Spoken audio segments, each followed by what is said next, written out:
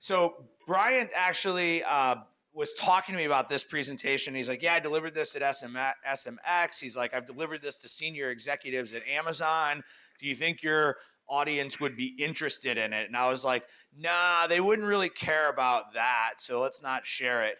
And then, Tyler's like, oh, you really should share that. I was like, okay, cool, fine, we'll share it. So wanted to bring him back up to share this information because I think it's a question we all ask all the time around what does advertising actually do to our organic rank? And so hopefully we'll get to the bottom of that, and then we're going to wrap this day up with a panel of all of our advertising experts answering more questions, diving into some other pieces of the advertising business. So thanks for coming back. All right.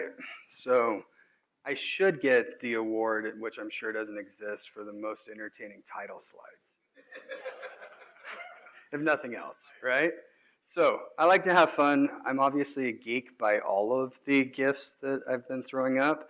But today I wanted to talk to you guys about blowing up your brands and yourselves by leveraging, can't talk apparently either anymore, leveraging Amazon advertising. And so I love it when like it kind of gets weirded out for some reason. But so that's overview, not overview. And we're going to talk about, so this is kind of what I'm going to walk through: customer growth formula, the detailed page impact on ads, buy box issues, and how to resolve them, as well as forcing some issues by off Amazon advertising, as well as some of the Amazon advertising ecosystem and case studies. So some of this may be a little bit 201, but a lot of it has a huge impact on your advertising and what you want it to do if you want to grow your business on Amazon by using those things. So real quick, Amazon, you guys have seen all of this, right? It's huge, it's massive. Some people, though, especially if you have a direct-to-consumer brand, also are wondering, is Amazon really my friend? Are we enemies? Like, are we culo, papi chulo, right?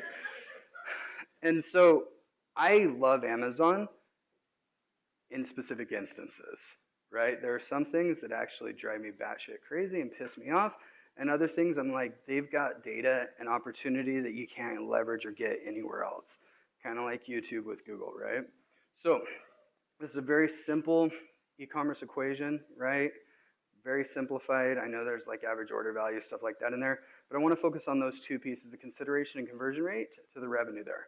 So consideration, and the reason why I'm showing this is because this is so impactful on your ads. And I know we're going to talk more about listings and other stuff.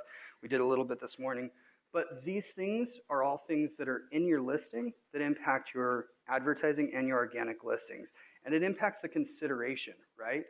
What people, when they go to that search results page on Amazon and there's 50 other products listed there, what's going to make them want to click on your ad? Because if they don't click on your ad, you can't get them to buy your product, right? And so that hero image, your badges that you've got there, right? Amazon Choice, your title, review, shipping and Prime, and the price, those are all things that pull in from your listing, okay? Which is why it's so important that you spend time on those listings. If you look at it right here, right? So conversion rate, the ones in yellow are the ones that show up in your ads, right? But it also impacts your conversion rate on your page, okay? So make sure that you've got those things in place so that you can actually drive that story, you can drive that revenue there, okay?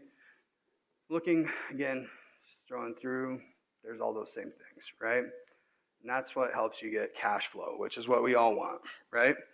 Anybody ever dealt with buy box suppression? A few of you? You sell on Amazon, of course you have, right? Not a problem you have on other platforms, really.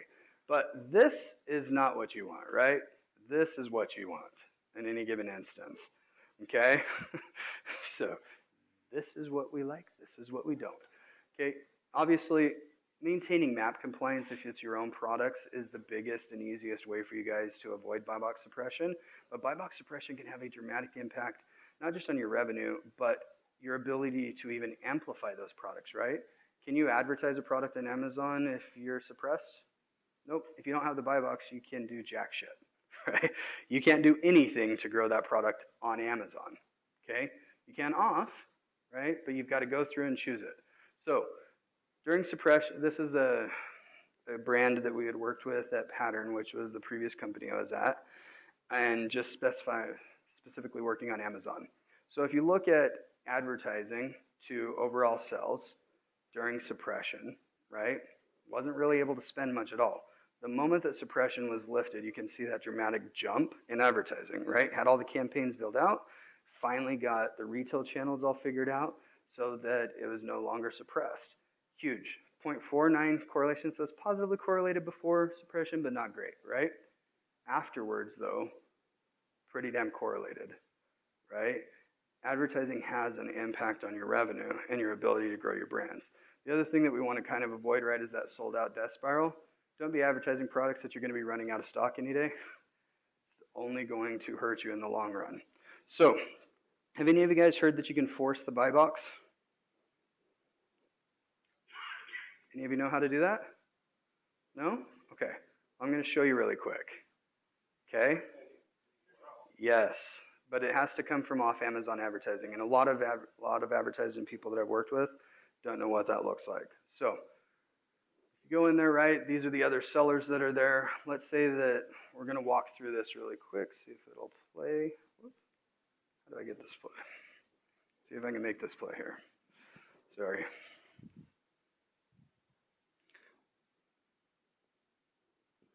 Maybe.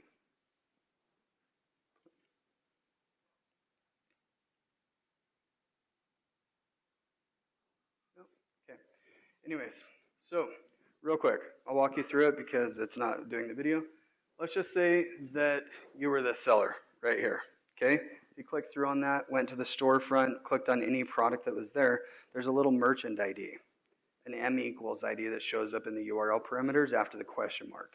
If you take that M equals ID and throw it at the end of the listing URL, it will force the buy box to that seller. You obviously can't use that on Amazon, but you can on Google, Facebook, your email list, Twitter, any off Amazon platform to drive that in. So, while familiar with funnels, right? I'm going to walk through a couple of different ways that you can use this as well as some different things. And I've broken it out specifically on where each of these products kind of falls in the funnel. Okay? I'm also going to talk a little bit about everybody's favorite thing, which is Amazon advertising premium services, which used to be Amazon Media Group, because I've had some really good success with that as well. So again, I was outside talking with somebody earlier, and they didn't notice the sponsored ad even on their own product, like the difference between the two. That's why sponsored search, sponsored product ads, right, work so well, is because consumers don't even realize that they're a sponsored ad when they're going through it. Your brand stuff, obviously, sponsored brands looks like that. But when you're running search, these are the different ways that I like to break stuff out. Your conquesting campaigns, that would be any term that was a competitor's term, okay? So if you're selling Skull Candy headphones, a competitor would be Bose, right? Or any of those others. Automatic campaigns, those are the ones keyword. Branded, those are your own brand terms, right? If it's you have a specific product name or product plus brand name, those are your branded terms.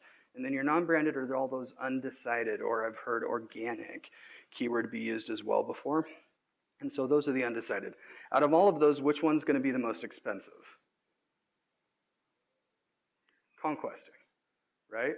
So I like to actually break out my campaigns between these different methodologies as I'm going along. So again, another strategy, right? Which is a little bit different than some of the other stuff that's been talked about today, because I want to be able to control my costs and budget against these different channels, right? So if I'm doing a conquesting campaign specifically, I know that my ACoS on that is going to be ridiculously high because I'm actually trying to steal somebody that already had decided to buy one of my competitors' products.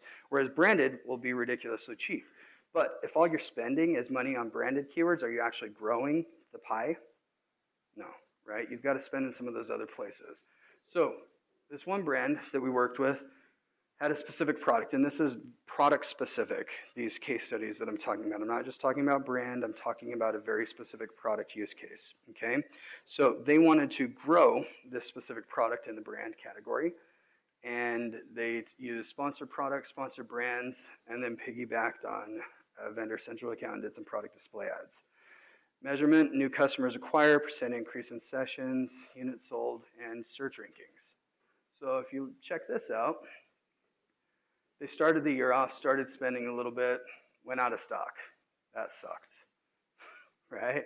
And then they came back and started spending again. They had Prime Day, which was massive for them, right? Like most people in the room, if you're leveraging it correctly, should be. Because they spent so much on Prime Day, their budgets ran out, and so they had to cut off, hence the sharp decline, and then they started increasing again.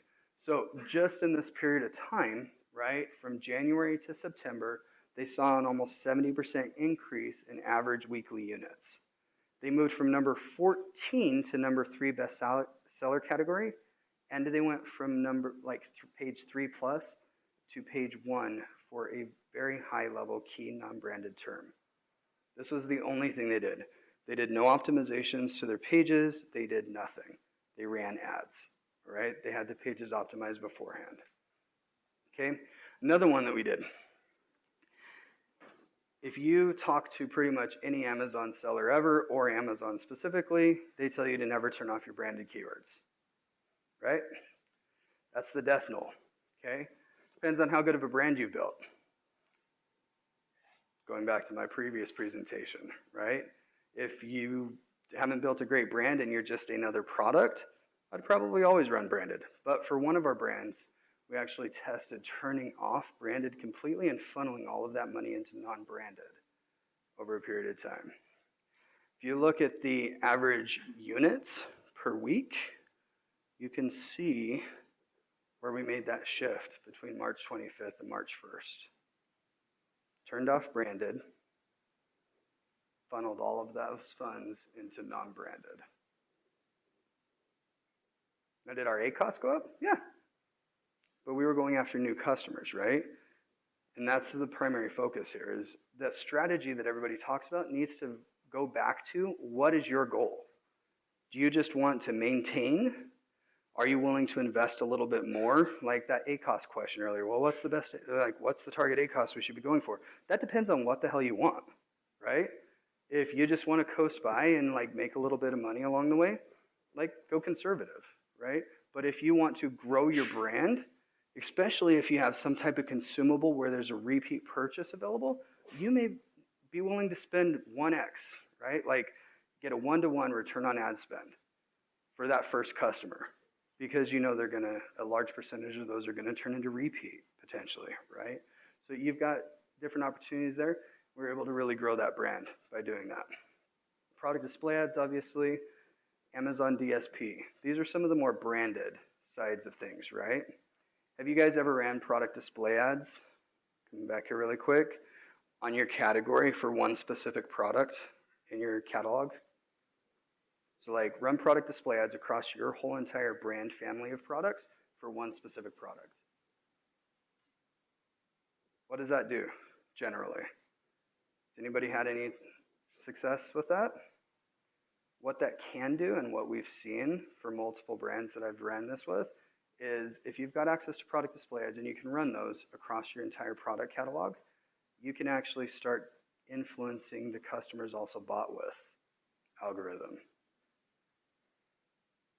You don't pay for that, right? And these are relatively inexpensive because they don't get clicked on very much. But all you got to do is bump that just a little bit to be able to make that impact there. Amazon DSP. Okay, anybody in here ran Amazon DSP or Amazon Media Group stuff? Okay, what did you guys think of it? Depends on the campaign. Low ROI. Okay, yeah, it's the thing that I hear the most about Amazon, what used to be called Amazon Media Group, is they basically have you spend a bunch of money. It's kind of like retail stuff, right? Or the retail advertising if you're a vendor. Spent a bunch of money. They said I did great. I didn't see any lift in my sales, right? So that's where it kind of goes back to that macro stuff I was talking about previously. If you're investing a certain amount of money here, you need to make sure that you're gathering that money out. But there's also specific ways that you can do that, right? Amazon DSP for remarketing, I love it. For product introduction, right? Anybody in here launch new products on a regular basis? Okay, so sponsored brands and Amazon DSP and product display ads, if you take that new product that you just launched and run it across your entire brand catalog or to people that have purchased previously with Amazon DSP, do you think that's going to have an impact on the sell-through of that product when you first launch it? Absolutely, right? And you're playing within the terms and conditions of Amazon as well, so you're not risking that gray hat, black hat stuff and getting shut down. So we ran a DSP test. We also did some Kindle ads with this. Can you tell when it started?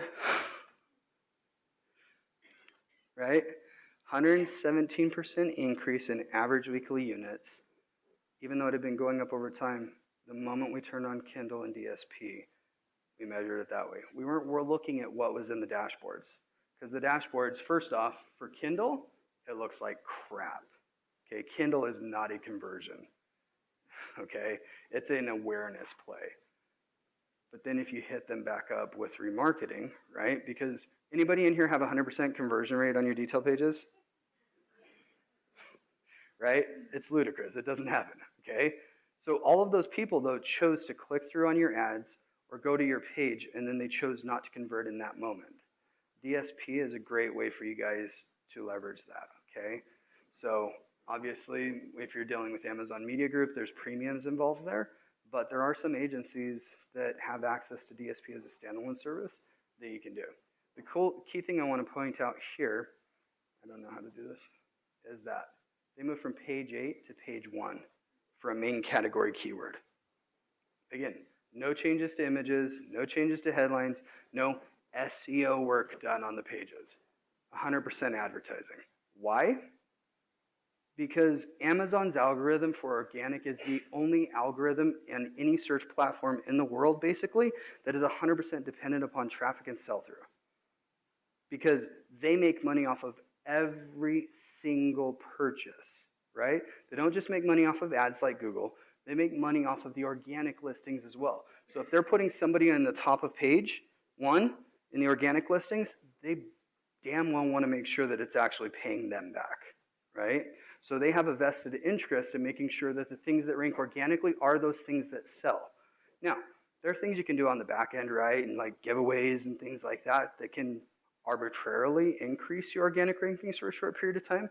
But if you don't have a great product compared to the other set, it's not going to allow you to stick there. And that when you see continued growth in something and being able to stick on a page 8 to page 1, right? From page 8 to page 1, that's when you've got the great product. It all starts with your products. The other thing that this did is, for the first time, if you look green and red, so new versus repeat customers. Red is repeat, green is new. It's pretty much always bigger was the repeat customers. But because they had such a good repeat customer base off of this specific product, they wanted to try and drive that new customer growth, right? And the moment that they started doing that, they saw a big lift. What's cool about that is they were targeting top of funnel people, trying to get them to buy, right? But it also drove an increase in the repeat purchase rate by just having those DSP ads and that brand awareness going there. So this is what it looks like from the brand as a whole, right? Not just the product specifically. Okay, so they increased ad spend on this specific product, out of stocked it. They had an ingredient demand list. So if you guys have any specific like nutraceuticals or stuff like that, and there's any news cycles around it, say AARP throws out an article, there's going to be some demand lift, right? Joe Rogan a couple months ago came out with something, or one of the anti-aging products, ingredients, and there was a huge demand lift on Amazon. And if you were advertising there, you were able to capture that. And so one of our products that we were advertising moved from like page 3 to page 1 because they were advertising against it and had a good product. Shut everything off, and then you can see where Amazon Media Group, DSP, and Kindle started there at the end. Compared to year over year, so it's not seasonality, right? Because seasonality didn't play an impact on it, right? We grew significantly there. So, going to go a little bit more into Amazon DSP here because I've seen the power of it. I leveraged Amazon Media Group significantly when I was at Purple, to the point where last October, I actually went out and spoke to Jamie Lomas's group, who's the global head of advertising sales at Amazon, about how they can be better partners with the advertisers that are leveraging their stuff. Because we grew significantly from a $30,000 test budget to millions of dollars a year by doing the right things, okay? So Amazon, because it's Amazon and they're self-focused on Amazon, describe everything in Amazon's terms.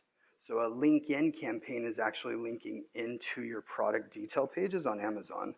A link out campaign would be linking to like a direct consumer site or some other brand site. Okay, so for link in campaigns, that's where it's going. These are some of the ads that you can run on DSP as a link in campaign, right? Pull in reviews. They can add to cart directly from the DSP ad, right? Obviously, you have to have it in stock in order to be able to do that. And then just showing some general Prime stuff, reviews, other things along those lines. Kindle ads. So I think Kindle ads are actually, like YouTube, one of the most underutilized ads available for brands. And the reason why is because there is not the directly tracked ROI available. Part of the problem comes in that it goes back to attribution. How does Amazon attribute sales to advertising? Last click, last touch, right? So if you did a non-brand keyword and then they search for your brand keyword later, which non-brand gets all the credit, right? Or the brand gets all the credit, I'm sorry.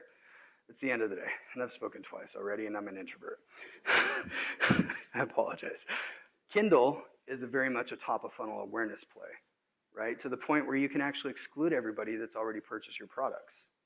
But the click-through rates on it are amazing. The effective CPC for a detail page view is really low. But again, because it's first interaction in a lot of instances, you're not going to get a lot of return immediately, which is where you need to have that follow-up advertising to make sure that you're converting that. At Purple, we leverage these amazingly. What's funny is that last one, right there, that one I actually ran through like July of 2018, right? It just started as a New Year's ad, and it just kept working as we kept introducing other ones. So I just kept it running. It's a lot of fun doing stuff like that. You can also run video on Kindle. Did any of you guys know that?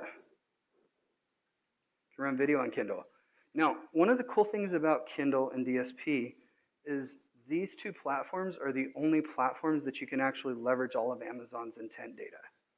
Anybody in here sell any low-carb stuff? Low-carb products. Okay. Did you know that Amazon on the media group side actually has a keto audience? Right? So there's all these really cool things based on in-market audiences, purchase behavior, things that they're interested in that only Amazon has access to that you can leverage and use. Okay? If you have your own D2C website, you can't run Kindle ads. But as long as you're not using Amazon data, right? So if you're not retargeting people that viewed your detail page on Amazon, you can actually drive them back to your website, which is one of the things that I did. I would take people that had been to my direct consumer website, or I'd run it as a prospecting using some of Amazon's backend data to drive it to my website. And what's cool about that is you can actually pull in reviews. Remember all of those review things that I was showing earlier? So I would actually, somebody had been to my website, they hadn't purchased, I would then serve them an Amazon DSP ad with Amazon data, right? Driving into Amazon with reviews and stuff like that. And then for every person that purchased on Amazon, I would actually track 1 or 2 purchases on my website. But Bryant, you're doing it backwards. You want somebody to purchase on your website, you drive them to your website. But the thing is people trust Amazon, right? So if you're building a direct consumer business and you don't really give a damn where they buy and you just want to build your brand and grow your revenues, leverage the tools that are there. They trust the reviews on Amazon, even though we all know that they can be faked, right? 100% more than they trust a review on your own website. So if you drive somebody into Amazon that's been to your website and you have a unique value prop on your website, right? Like Amazon's return policy, 30 days. My return policy on my website when I was at Purple was 100. So for every person that would just buy on Amazon because they liked the convenience, it was easy, they trusted it, there was also 1 or 2 people that would come back to my website after I drove them into Amazon to buy because of the value prop, right? Or I would be giving away a free pillow or something with mattress purchase or other things like that. So there's strategic ways you can do this to build both of those channels there for you. As far as tracking with Amazon Media Group, all of those things, right? It's very old school. Yeah, again, I'm a geek. Anybody remember this website? The $1 million homepage? Literally sold off pixels. Any of you guys ever wondered why tracking pixels are called pixels is because way back in the day when we started, it was literally a 1x1 transparent GIF image, or GIF, I guess, for all the weirdos out there. But I don't know. Anyways, you wouldn't pronounce my name Jarvin. But, sorry, just saying. But literally a 1x1 pixel image, and that is how you track right now through Amazon Media Group or DSP if you're tracking on your website. And here's the beautiful thing, is even if you're driving, if you have a direct-to-consumer website and you're selling on Amazon, install the pixels on your website. It doesn't hurt, right? And you can build remarketing audiences off of it. You can also build lookalike audiences off of them, essentially off of purchase data, okay? So it's a pain in the ass. You have to set up things a little bit differently because they don't track money. They don't track dollars, right? It's literally just conversions. So when you have somebody like Purple that has a $30 seat cushion and a $3,000 mattress, right, on the far ends of the equation, it was just counting all of them as the same. So we ended up having to get creative and pulled a bunch of the different conversion pixels that were out and start conditionally firing those on our website so that I could at least guess kind of how much value I was driving through Amazon. And a lot of this, it tracks even if you're driving into Amazon, which is kind of cool, right? Because again, I did that remarketing stuff, driving into Amazon, tracked purchases there, which you get all the revenue data, you get all of that stuff, right? Because it's Amazon. But then I would track purchases on the other side.